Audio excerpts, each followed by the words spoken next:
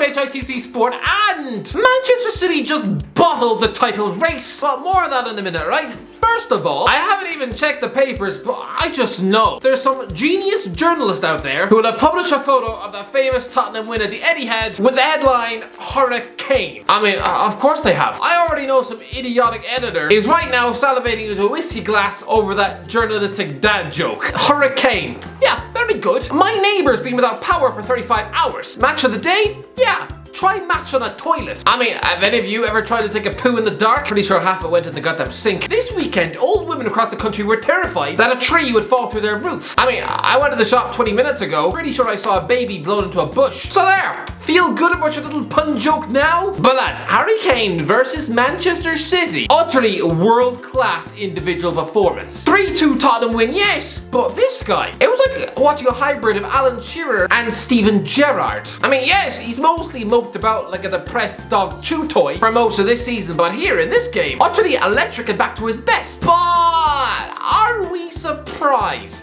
Shock horror. Kane finally lifts his game on a visit to the stadium that he wishes he played in 3 times a month. Manchester City are the club he wants to play for, so clearly he was going to play out of his skin in yet another audition for the summer. I'm sure in the same way back in the early 20s when Ryan Giggs attended his brother's wedding. I mean, he probably made sure to wear £25,000 tux and wear his best after shave. I mean, Kane is out to impress. Listen, Harry Kane is a world superstar, right? And yet, the only club who've actually ever stuck in a credible bid for him to take him out of Spurs, Manchester City. You know, a club who not too long ago were signing Georgios Samaras and Darius Vassell. I mean, this is a man whose all-round game was on par with Robert Lewandowski. And yet, has he ever caught the attention of European super clubs in other leagues? No, and lads, it's because of image. Harry Kane does not look like a superstar. I mean, he's got a hairline halfway up his skull, his face mostly resembles Hagrid's foot, and he's got the speech elocution of Nelson Muntz. Football is surprisingly shallow, it really is. I mean, that is the only reason that Real Madrid have never come in for the man, or Barcelona. I mean, look at it this way. Kylian Mbappe is a world-class superstar who Florentino Perez fantasizes about every night before bed. Well, Wayne Rooney at Mbappe's age was just as good, and yet the only clubs who ever actually put in a bid for him, Man United, Chelsea and Newcastle. Oh yeah, and some team in China. Perez would rather have chewed off his own elbow than stick that face on a Spanish billboard back in 2004, but I think that is just sad. That club is so centered around image. Why do you think that Real Madrid only signed Gareth Bale once he had his ears pinned back? I mean, they were never going to buy a player that looked like a Welsh Mickey Mouse. Mbappe is marketable. Not only is he a brilliant footballer, but he looks like the 5th member of JLS. I mean, children could stick a poster of him on their bedroom wall. I mean, stick Rooney on the back of a 7-year-old's door, and it'd be like sticking up a poster off the Babadook. I mean, you might as well give him a DVD of the Human Centipede for his birthday. And yeah, have fun traumatizing the child. Real Madrid never wanted Rooney, purely due to the fact that he looks like if Michael Myers was hit by a bus. But they did sign Michael Owen, you know, around the same time that Shane Ward won the X Factor. I mean, clearly at the time, styling yourself on Justin Timberlake, it really worked well for your career. I hate that it plays a factor, but it does. Image is a massive thing in football. It just makes the whole thing soulless, vapid, and so very Kardashian. I mean, it's why the biggest move of Frank Ribery's career was moving to Bayern Munich when they were failing to beat Bolton in the UEFA Cup. I mean, that was the height of it for Ribery.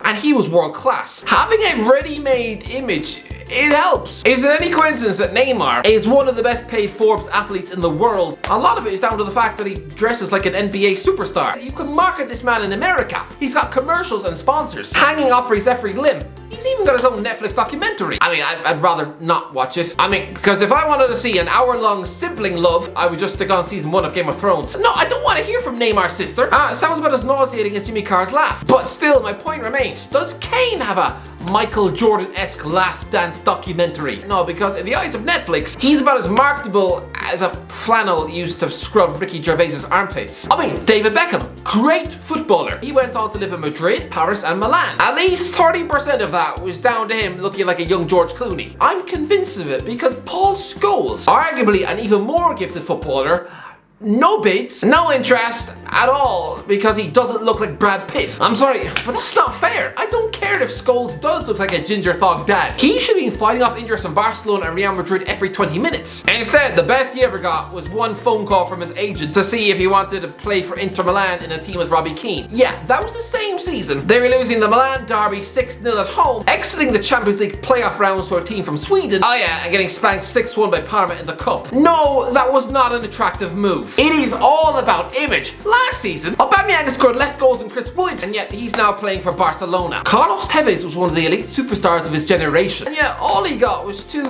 moves to grubby Manchester.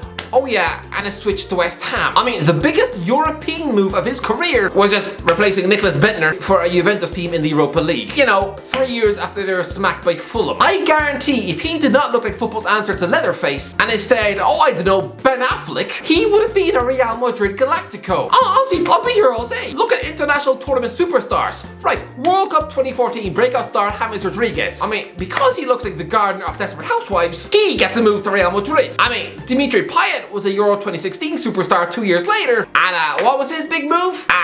Going back to Marseille. You know, the club would have recently signed Joey Barton and Stephen Fletcher. So clearly that club was about as obsessed with image as anyone off the undated Bulls. No Real Madrid or Barcelona interest, and I'm convinced that's solely because he looks like someone who probably eats birthday cake in the bath 52 weeks a year. I feel for Kane. This man is a bona fide, genuine superstar and should have more options on the table than just going to live in Manchester. I mean, I really hope Erling Haaland could buck this trend. After all, he is a 6-foot gargoyle hailing from the mountains of Norway. I mean, he does sort of resemble the head mutant off the Hills of Ice. But again, I reckon despite all the paper talk, which does mean nothing, I reckon the only bid he'll ever receive in his entire career is from Manchester City, where he'll probably spend the next 10 years being the next Aguero. I mean, there's no shame in it. Following in his dad's footsteps, great. But again, I reckon someone like Mbappe will end his career with about 6 European super clubs having made an actual bid for him. You know, like a modern day Nicolas Anelka. But as for this match, Pep Guardiola was hustled. He was expected to come up against a damn squib of a centre forward. I mean, apparently this season, Kane has resembled a fat Benjani, right? But you know what? You know what's ridiculous? Even in a supposedly horrendous Harry Kane season, that last minute winner at the Etihad was still his 17th goal for Tottenham this season. Factor in England matches, and that's the 27th goal he scored since September. I mean, come on, even a half-hearted Kane displaying the motivation of Piers Morgan at the gym, even then he's still scoring 30 goals a season. But as for the title race,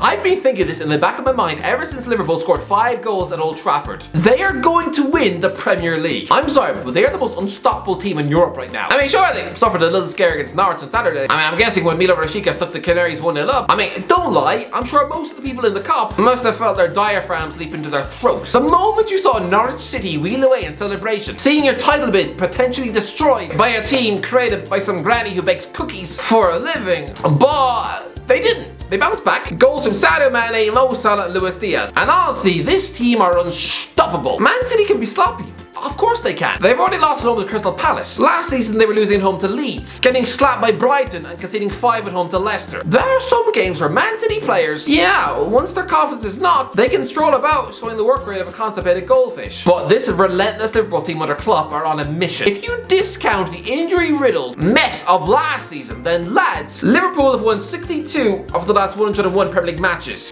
losing just 6 times. Lads, this is a team who are 11 millimeters away from becoming the modern day Invincibles.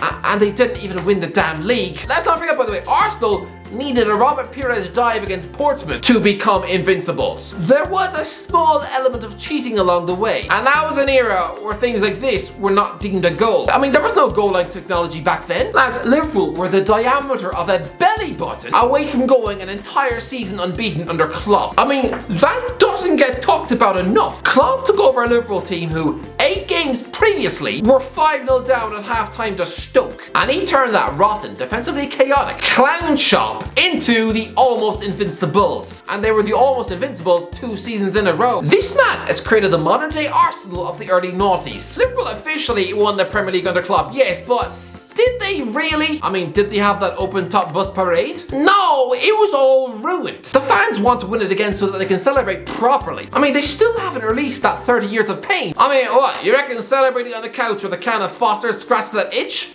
No! Look at the fixtures left. who is stopping this juggernaut? I reckon they will drop points in a fiery 1-1 draw at the Etihad, and then maybe they'll slip up with a 1-1 draw at Newcastle, but other than that, no, they're going to win every match. With City, I reckon they'll drop points with a 0-0 game against Burnley at Turf Moor. I can see them also scrapping out a 0-0 draw at Molineux, and then on the final day of the season, Man City are on 90 points, Liverpool are on 89, and lads, 2 years ago went down to the final day. Liverpool were playing Wolves at home, and again, that's who they're playing at home this time out. But back in 2019, City just needed to outwit Chris Hughton. I mean, nice guy, but I'm sorry, a managerial wizard like Pep, I mean, that's like Einstein trying to outthink a dog. But this time though, it is Steven Gerrard. You know, the only opposition manager in the league who would arguably rip off his arm to see Liverpool win the league. I mean, this is his moment to avenge the slip, to stuff the jeers from Man City fans back down their throat. Never again would he have to hear the name Demba Ba. I don't care what anyone says. On the final day of the season, he will be thinking about Liverpool, not Aston Villa. He will fight tooth and nail to scrap for a point at the Etihad. Villa will park the bus, snatch a 1-1 draw, just like how back in 2012, Mark Hughes was not thinking about QPR and survival.